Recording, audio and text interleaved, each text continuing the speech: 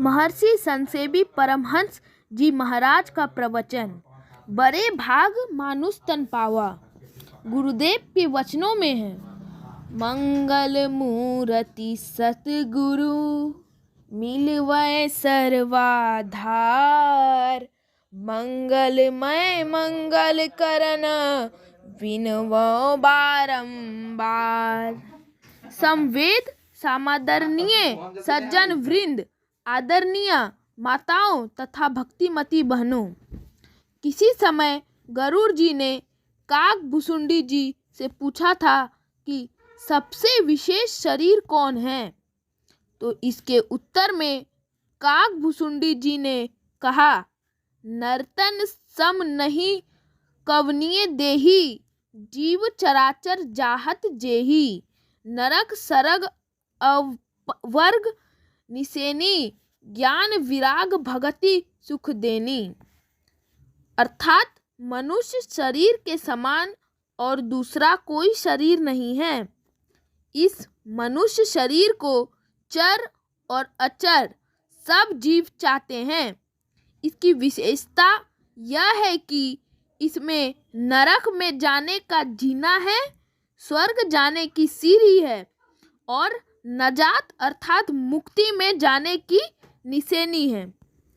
रामचरितमानस में आया है, एक पिता के विपुल कुमारा, होहि पृथक गुणशील अचारा। कोउ पंडित कोउ तापस ज्ञाता, कोउ धनवंत सुर कोउ दाता। कोउ सर्वज्ञ धर्म रत कोउ, सब पर पितहि प्रीति सम होउ। इस लोक में सब पिता की दृष्टि उनके सब संतानों पर सम होती है, तो जो परम पिता परमात्मा है उनकी क्रूर दृष्टि क्यों और दया दृष्टि क्या। रामचरितमानस में इसका भी उत्तर लिखा है, जपहि सम नहीं राग न रोसु, गहहि न पाप पुण्य गुण दोषु। करम प्रधान विश्व करी राखा, जो जस करहि सो तस फल चाखा। परमात्मा राम सम है, उनमें राग रोष नहीं है और ना वे किसी का पाप पुण्य या गुण दोष ही ग्रहण करते हैं। उन्होंने विश्व में कर्म को ही प्रधान बना रखा है।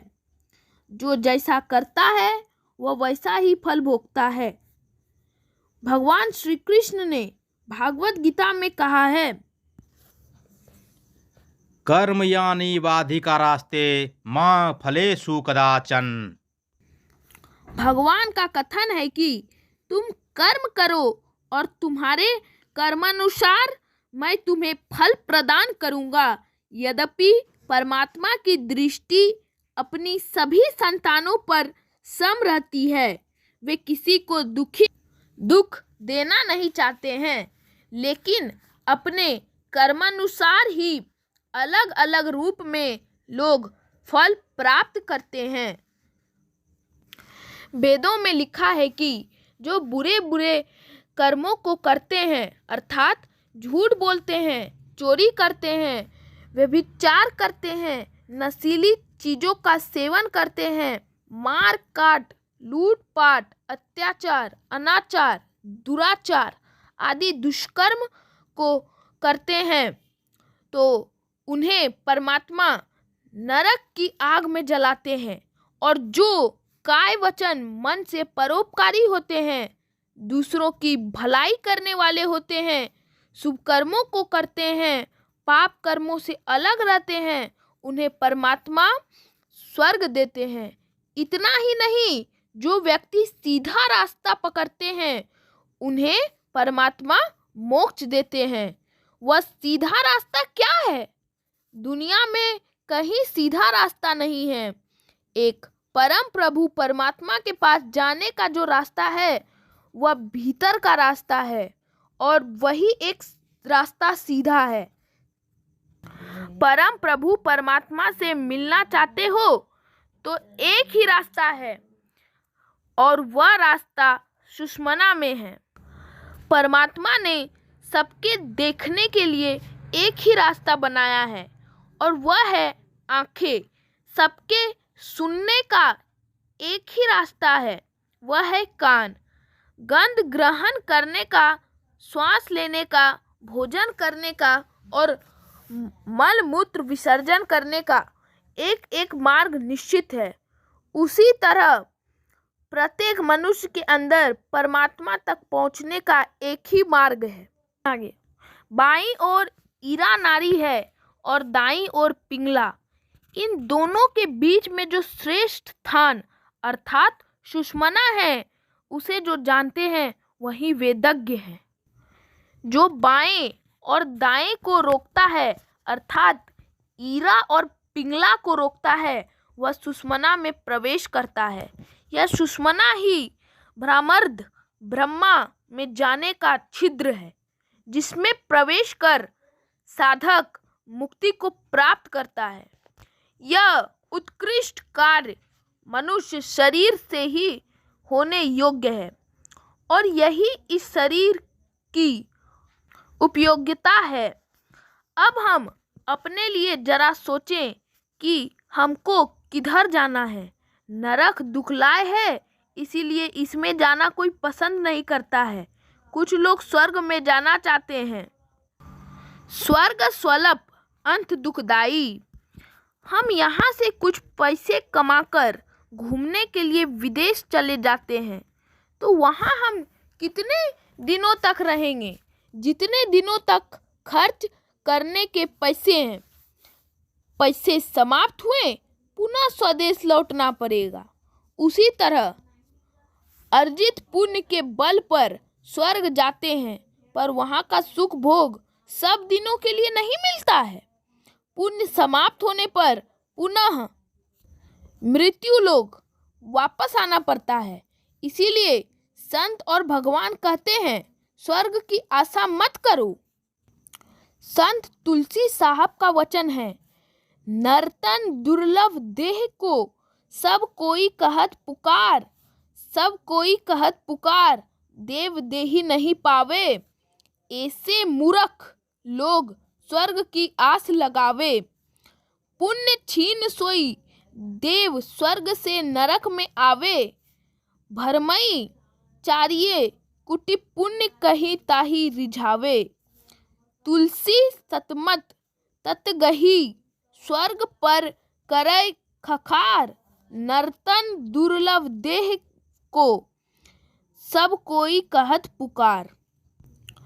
स्वर्ग से तो लौटना पड़ता है, पर जब अंत साधना के द्वारा निशब्द परम पद में प्रतिष्ठित होते हैं, तो वही परमात्मा का धाम है, जहाँ से लौटकर दुखमय संसार में आना पड़ता है। वह स्थान कैसा है? ना तद भाष्यते सूर्यो ना शशांको ना पावकः यद गत्वा न निवर्तन्ते तद धाम परमम मम। भगवान श्री कृष्ण कहते हैं, उस पद को सूर्य चंद्र अग्नि प्रकाशित नहीं करती है। उसमें जाकर फिर इस संसार में लौटकर आना नहीं पड़ता है। ऐसा मेरा परम धाम है। जब हम आंखें बंद करते हैं तो अंधकार मालूम पड़ता है। हम इसी संसार में पड़े हुए हैं। जब तक इस संसार को देखते रहेंगे तब तक हमारे लिए नरक जाने का रास्ता खुला हुआ है। जब हम अंतर साधना करके अंत प्रकाश पाएंगे तो वह प्रकाश का मार्ग स्वर्ग का मार्ग है। और प्रकाश प्राप्ति के पश्चात जो साधना करके अंतरानंद प्राप्त करते हैं, वे ही परम प्रभु परमात्मा का साक्षात्कार कर मुक्ति प्राप्त करते हैं। अंतः अनुसंधान की मोक्ष में जाने का रास्ता है, अर्थात अंधकार नरक का, प्रकाश स्वर्ग का और शब्द साधना मोक्ष का रास्ता है। मोक्ष का अर्थ है जन्म मृत्यु या आवागमन के चक्र से निकल जाना। वस्तुतः संसार में आवागमन ही सभी दुखों का मूल कारण है। इस मूल को यह भगवत भजन निर्मूल कर देता है। इसीलिए इस मनुष्य शरीर की उपयोगिता विषय भोगों की बहुलता में नहीं, बल्कि भगवत भजन की मादकता में है। संतमत बतलाता है, घरबार, परिवार, रोजगार आदि छोड़ने की आवश्यकता नहीं है। परिवार में रहो, लेकिन जल में कमलवत रहो। अगर मन संसार में लगा हुआ है तो घर छोड़ने से कोई सन्यासी नहीं होता। गुरु महाराज कहते हैं, अनासक्त जग में रहो भाई, दमन करो इंद्रन दुखदाई। पवित्र कमाई से अपना जीवन यापन करो, परिवार का भरण पोषण करो, समाज की सेवा करो, देश की सेवा करो, अपनी योग्यता के अनुकूल विश्व की सेवा करो। संसार में अनासक्त रहते हुए अपने दायित्वों का निर्वहन करो और भगवत भजन भी करो। जब जीव पीव से मिलकर एक हो जाएगा तो यह मानव जन्म सार्थक हो जाएगा। अगर हम ऐसा नहीं करते हैं तो भगवान श्री राम कहते हैं, सो परत्र दुख पावी, सिर धुनि धुनि पछताए, काल ही कर्म ही ईश्वर रही, मिथ्या दोष लगाए। वह व्यक्ति परलोक में दुख पाता है, सिर धुन धुन कर पछताता है और काल, कर्म तथा ईश्वर को झूठा दोष देता है। संसार रूपी समुद्र को पार करने के लिए यह शरीर नाव है। परम प्रभु परमात्मा की अनुकंपा अनुकूल वायु है और खोजने से कहीं ना कहीं संत सद्गुरु मिल ही जाते हैं। फिर भी अगर संसार सागर से पार नहीं होते हैं तो भगवान श्री राम कहते हैं, सो कृत निदंक मंदमती, आत्म हन गति जाए। ऐसा कृतघ्न और नीच बुद्धि का व्यक्ति आत्महिंसक की गति को पाता है। एक लघु कथा कहकर मैं अपने प्रवचन में विराम देना चाहूँगा।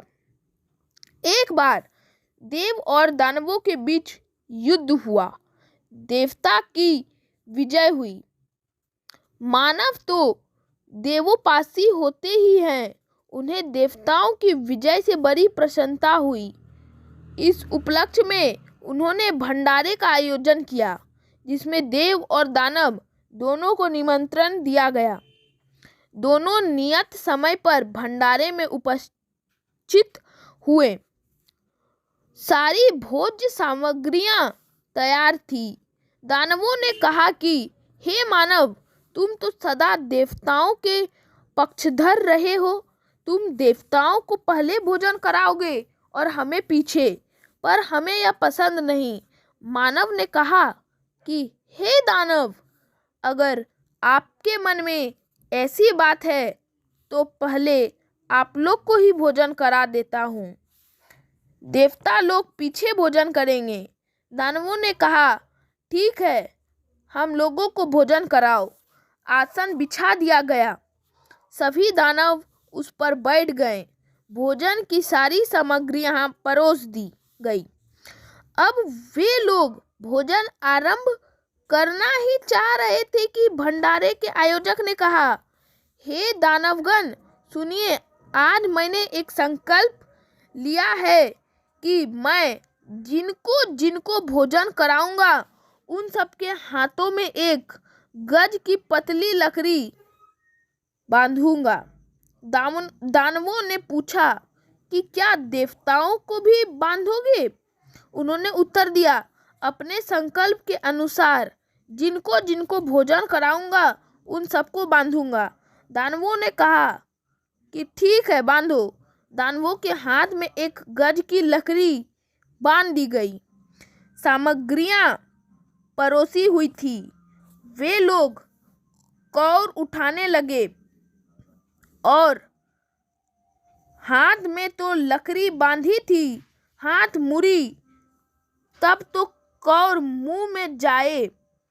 जितनी सामग्रियां थी सब पीछे चली गई। पत्ता खाली हो गया। फिर दूसरा परोस दिया गया। फिर वही हालात। किसी के मुंह में एक कौर तक नहीं गया। मानव ने कहा, हे दानव, आधा घंटा से अधिक समय हो गया। देवता लोग भूखे हैं, उनको भी भोजन करवाना है। यह सुनकर सब के सब दानव भूखे उठ गए। देवताओं के लिए दूसरी पंक्ति लग गई। सब देवतागण बैठ गए। उनमें से एक देवता ने कहा कि सुनिए, जिस समय समुद्र मंथन हुआ था उस समय अमृत का घड़ा निकला था। हम लोग इसी तरह एक पंक्ति में बैठे थे। बीच में एक राक्षस आकर बैठ गया था और छिपकर अमृत पी गया, जो आज तक हमारा दुश्मन बना हुआ है। इसीलिए हम लोग एक पंक्ति में नहीं बैठेंगे, हम दो पंक्तियों में बैठेंगे, आमने सामने रहेंगे, ताकि हम देख सके कि ये देव है कि दानव। देवताओं को दो पंक्तियों में बिठा दिया गया और उन्हें भोजन की सारी सामग्रियां परोस दी गई। मानव ने कहा, हे देवगण, आप लोग तब भोजन आरंभ करेंगे जब आप लोगों के हाथ में लकड़ी बांध दी जाएगी। हर एक के हाथ में लकड़ी बांध दी गई और कहा गया कि अब आप लोग भोजन कीजिए। देवता लोग आमने सामने बैठे थे ही स्वयं अपने मुंह में कौर डालने का प्रयास ना कर सामने वाले को खिलाने लगे। इस तरह एक दूसरे को खिलाकर सबने अपने पेट भर लिया। कहने का तात्पर्य यह है कि जो देव वृत्ति के लोग होते हैं वे एक दूसरे को खिलाकर संतुष्ट होते हैं, और जो दानव वृत्ति के लोग होते हैं वे अपना ही पेट भरना चाहते हैं, फिर भी उनका पेट नहीं भरता। आप धर्म प्रेमी सत्संगियों ने मिलकर इन 3 दिनों के सत्संग में बहुत को भोजन कराया, बहुत की सेवा की। वह देव बुद्धि का परिचायक है। इसमें मुझे बड़ी प्रसन्नता हुई है। इस सत्संग के आयोजन में जिन्होंने तन मन धन या वचन से सहयोग किया है वे सभी पुण्य के भागी हैं। सबको शुभकामना सहित मेरा आशीर्वाद है। जो मुझे श्रेष्ठ है उनके लिए मेरा प्रणाम। श्री सद्गुरु महाराज की जय। यह प्रवचन महर्षि संत सेवी परमहंस जी महाराज के द्वारा रांची अखिल भारतीय संत मत सत्संग में 15/2/2003 ईस्वी को दिया गया था। अगर वीडियो अच्छा लगे तो वीडियो को लाइक करें, शेयर करें और चैनल को सब्सक्राइब करें। मिलते हैं अगले वीडियो में। धन्यवाद।